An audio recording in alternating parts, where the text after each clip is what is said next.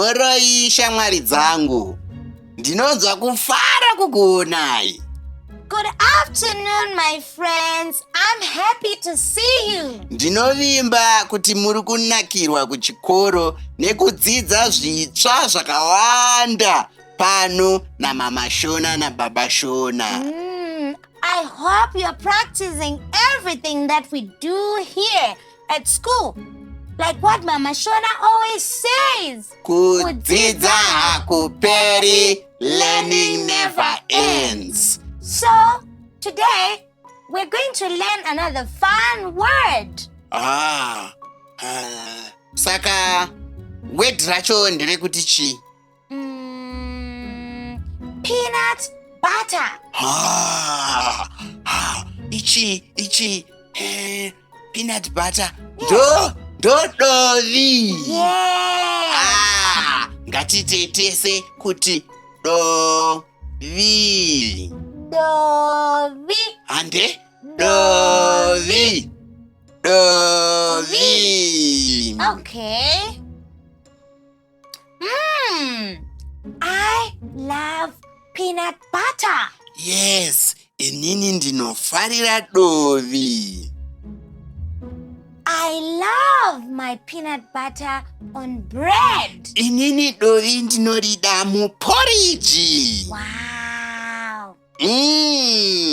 Dovi rinonhuhwirira zvinonakidza and rinonaka.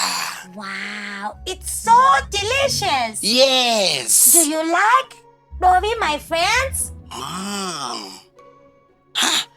Ngatigadzire mitswara tichishandisa word rekuti Dovi. Okay. My grandmother makes peanut butter. Tinotanga takanga nzungu pakugadzira Dovi. Wow.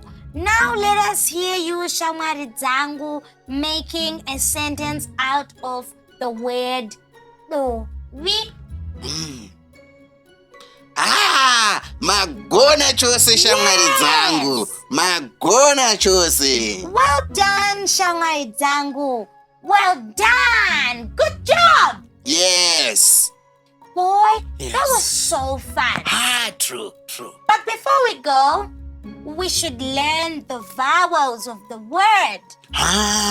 Yes. We go like, can you teach me? Yes. It's da, de, di, do, do. Okay. Ngatitetese. Da, de, di, do, do. Kekpedzera. Da, de, di, do, do. Magona chose shamwari dzangu. Well done, my Ndiro friend. ranga riri izwi redu rezuva ranhasi. Rinoti chii? Dovi. Muramba muchidzidzira sezvinogara kutaura Mhamha Shona vanoti kudzidza hakuperi, learning never ends. That was so much fun. So much. Until next time. Bye.